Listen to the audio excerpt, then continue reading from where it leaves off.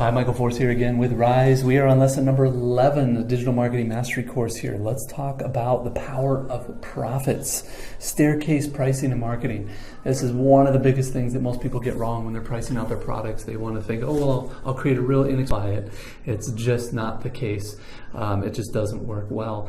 And if you're eating away at your margins, you're eating away at your profits, and you're going to pay the price of that when your business goes bankrupt. So staircase pricing, or the ascension model, which I talked about in the startup steps, is incredibly powerful. It'll change everything from you. Every Fortune 500 company uses it, from Apple on down. Think about getting in as an iPhone, and then they get you, with iTunes. They get you with the App Store. They get you with an iPad. They get you with a laptop. They get you with an iMac.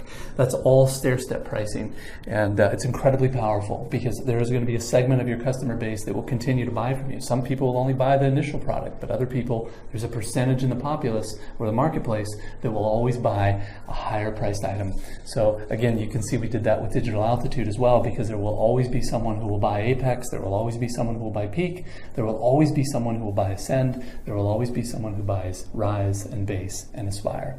So you want to make sure that you have a tiered price or product mix, and staircase pricing is incredibly powerful, and nearly every Fortune 500 company uses it. So it's an incredibly powerful model. Let's jump in and dig into lesson number 11, and I'll break it all down here for you. So I'll see you on the inside. Welcome to lesson number 11 of the Rise Digital Marketing Mastery course here. This is the power of profits, staircase pricing, and product mix marketing here. Let's jump into it here. Now, stair-step marketing, or don't ask her to marry you on the first date, is really a key point. A tiered product mix is probably one of the most powerful things in all of pricing. Just like you would never ask a woman or a man to marry you on the first date, you should never ask someone to buy from you in the headline of your ad. Instead of asking for a purchase, though, offer your prospective customers something of value. Provide them important pieces of information they can use and helpful solutions that they can apply. And remember that your customers are people who truly value and desire to have trusted long-term relationships. Too many companies today create marketing campaigns that feel completely impersonal, sterile, and distant. Throughout the entire history of humanity, people have been built to interact with people, not with corporate or business entities. It always has and always will be this way. Therefore, create a marketing experience that feels like one is building a relationship with a new friend. So as I mentioned, you don't want to walk up to someone on the first date and say, "Would you like to marry me?" It probably would never work. Anyways, when trying to sell your products or services to prospective customers, you don't want to get too excited and try to push them what you're selling on them too soon, no matter how excited you are about your product or service and what it may mean to them. Instead, what you should focus on is creating a system that allows you to connect with your prospects at where they are. You should work to build trust over the course of time and eventually to stair-step them from where they are up the steps to becoming a customer, and then bringing them even further up the steps by having them purchase more and more and more from you over time. So instead of trying to go from A to Z in just one instant, we want you to put optimal stair steps in place so that the customer can connect with you, so that you can connect with your customer, so that you can build a connection, build trust, and build rapport, which are all necessary conditions for building a fruitful, long-term relationship. Small action steps lead to big results over the long term. As you build your stair-step marketing system, you'll find many different people that prefer to take small steps, which will add up to big results in the long term. So here, the objective is to optimize the entire system, not just get at the golden eggs by killing the goose.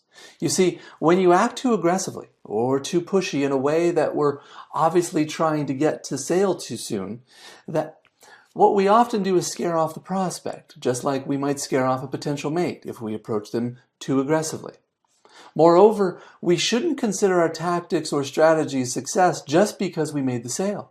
If we pushed our prospects into buying as a result of any aggressive tactics on our part, we will never see them again. We will never upsell them, and we will never see any of their friends again. who would have been potential customers. So what we want to do here is to ask for a small action steps and small commitments from your prospect that will eventually be put together into a system leading to big results. This way, we slowly gain the trust, build the rapport, and create the connection, which are all necessary to build a long-term relationship that will prove so profitable in the long term. But what we don't want to do is kill any geese to try to get at the golden eggs by asking for the purchase too soon or by purchasing or pushing too hard. Build it and optimize it for one customer, then attract many. So we're going to talk about a format that you can use to stair-step prospects so that they can become customers and then purchase more products from you. We'll start with a simple formula, but the key here is to build your stair-step marketing system for one person. That is your customer avatar. And after you've designed a personalized relationship-oriented experience, then open up your funnel to scale up your lead generation on the front end. So what most businesses tend to do is they try to create a product or service and then try to go out and just get people to buy it. What I'm asking you to do is create a stair-step marketing system that gets people interested first, that educates them, that asks them to subscribe to your list, to give you their name and email address or other contact information, and then ask them to purchase a product and become a customer, and then upsell them to other products, and then sell them more products over the life of that relationship. Once you've created this personalized system that's optimized for one human being, all of the touch points communicated with them are completely on an individual level.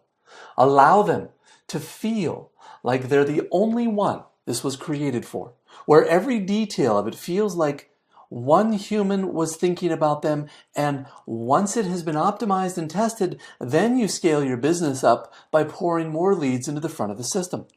So you get more and more people taking a flight up the stairs. Now, I kind of like the idea of having your customers take a flight up the stairs towards more success in their lives by investing in your products and services. So here's the basic framework of a stair-step marketing system. And keep in mind that you can add other steps later after you get the first steps in place. And I recommend that you put these in place in the following order, especially if you're just building your marketing system for the first time. So the first stair step is getting the lead. And you would get a lead by doing what we might consider to be traditional advertising. This may include running a pay-per-click campaign or TV ads or offering some kind of free content or free product or offering a very low-priced or low-risk product that someone can get involved with. In other words, you're just trying to get people to raise their hand and say, I'm a good prospect. Stair step number 2 is to turn them into a subscriber by getting them to join your subscriber list. Turning your prospect into a subscriber can be done in several ways, such as through a mailing list or an email list. It can also be done through your social networking fan page, which may involve having your prospect become a friend or a follower on Facebook, Twitter, LinkedIn, or other social networking platforms. And you can do all of these by getting people to come to your website, to call you, or to have them send you their name and information somehow. But how can you actually push your prospect to become a subscriber in the first place? The way we usually do this is to offer them something in return, a lead magnet. So this can be in the form of giving them a free content or free product or a low-risk free trial of a product. After turning our prospects into subscribers, we follow up with them through relationship-building marketing pieces that we gradually drip on them.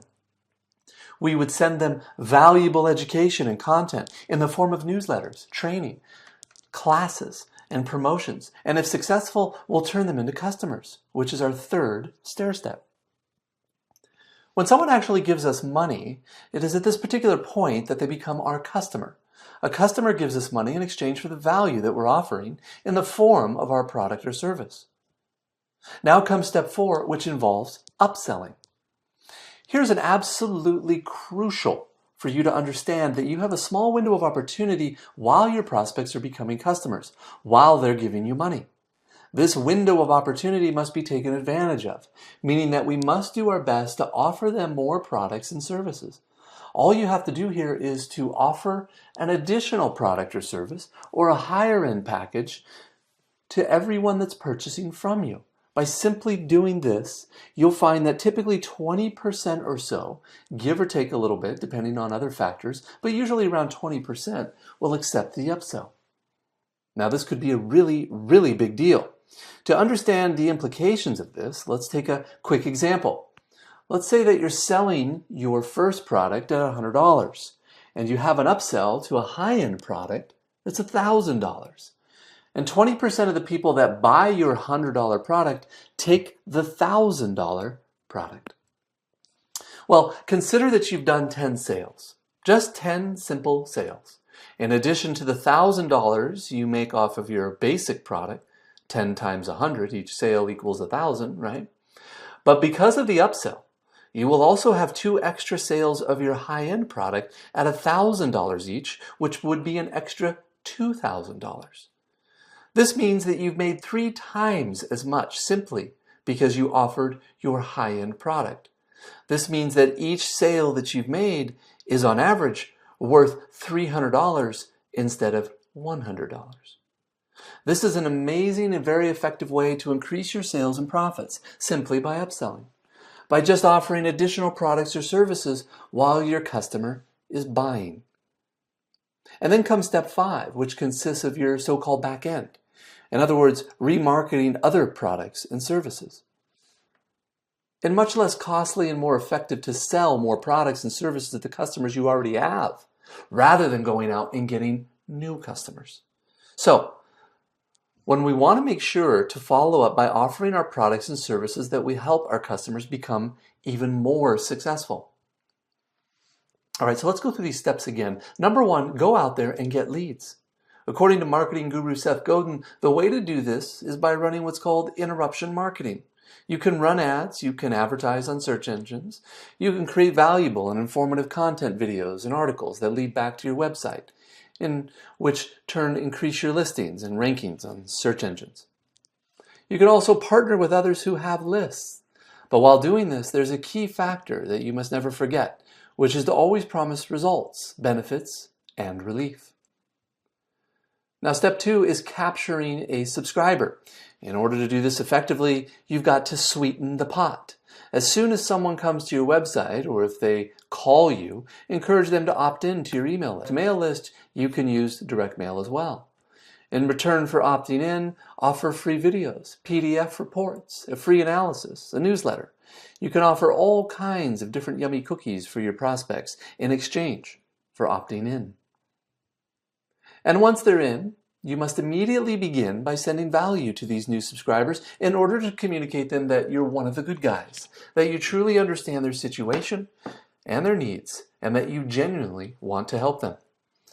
So as soon as someone opts in, make sure to send them more valuable stuff that you can get, that you can use to get results, to get relief, or to get those benefits that they're looking for.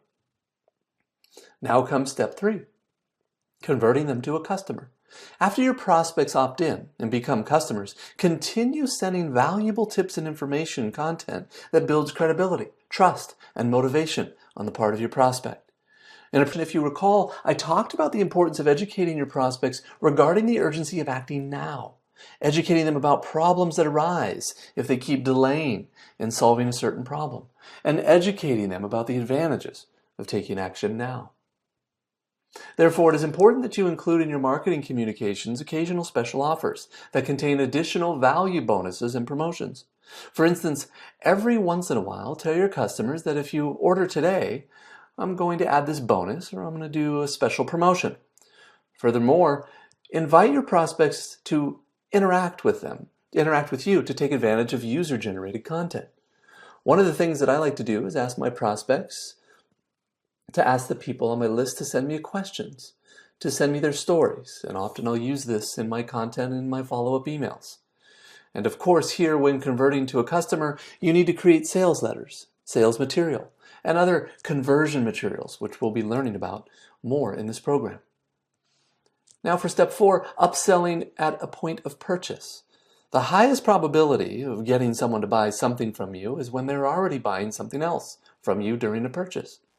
But you must keep in mind to always make sure that you upsell relevant and valuable information to the original purchase so that it makes sense and is congruent.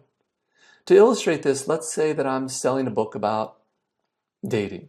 I'll probably don't want to offer an upsell on how to get discount plane tickets when traveling to foreign countries because it doesn't make sense. On the other hand, if someone's buying a book about dating, I might attempt to upsell them an advanced course on dating because that makes sense. It's relevant and valuable to the first item they purchased. Someone who's purchasing the first thing is probably going to be interested in the second thing. It's also important to remember that whatever someone saw in the original ad, whatever someone responded to, whatever caused them to opt in and then purchase their first product, that whole line of thinking, well, they're just kind of becoming more and more qualified for whatever upsell that you're offering. We also very often tend to make a common mistake by thinking to ourselves something like, well, someone just bought a product on dating, so they probably don't want another one. In fact, it's actually the other way around. If someone just purchased a product on one topic, this makes them even more likely to purchase another product about the same topic. When we become interested in something, we never just settle for one product or service related to this thing. We don't just buy one or get one of them. We often try multiple approaches with multiple solutions. For example, I play the guitar, and even though I don't have long hair and run around playing heavy metal guitar anymore, I still like to pick up my guitars and play them once in a while, and even though that's a little hobby that I have on the side, I still have a whole bunch of different guitars. I just don't have one of them. Therefore, when upselling, remember that people buy more of the stuff, so always attempt to upsell and make sure that you're upselling those things that are relevant and valuable to the original item purchased. Finally, let's talk about the fifth step, the back end of your business. Basically, you want to follow up forever. Follow up until your customers either unsubscribe from your list or buy more stuff or die. Follow up forever. Now, you have a customer. The name of the game is to keep them a customer. What if you kept investing in your customers after they became customers? What if you involved them in your product designs? What if you deepened the relationship so they felt like that they were part of what you did, part of your business? So you have to get them involved, help them to help you create the products that they're going to buy in the future, and keep them and keep following up and sell them more and more products and services related to their topics of interest. So let's go ahead and do an exercise, creating your stair-step marketing and product sequence. In order to increase the value of each prospect and customer that you attract to your business, it's absolutely necessary that you create a stair-step marketing and product sequence. What will you offer to attract leads to contact or visit you? What will you offer to get subscribers? What is the first product you'll offer? What will you offer as an upsell? And what will you offer on the back end? So let's use this exercise now to mentally design what our stair-step marketing and product sequence will look like. Of course, we can fine-tune it later, but right now, we want to imagine it all in one sequence implemented from the customer's perspective. Again, the stair-step sequence must make sense from the customer avatar's perspective. It should stair-step them from a logical chain of events that ultimately lead not just to purchasing, but to purchasing more and more products that make them feel like their products or services were built just for them. So what you want to do now is close your eyes and imagine that you are your customer. What would cause you to respond? What would cause you to purchase? Okay, so the first question, what will you offer to generate leads and acquire subscribers? What could you offer that would make people flock to call you, visit your website, respond, and become a subscriber?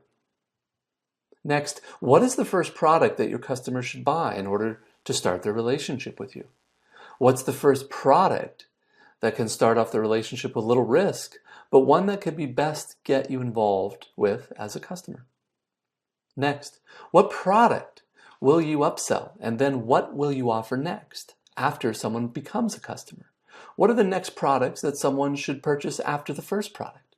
One should offer an upsell and then continue to follow up and remarket other products and services. Now, by the way, like I said, you can break apart each of these steps and make them into multiple steps. So for example, let's say you offer an upsell.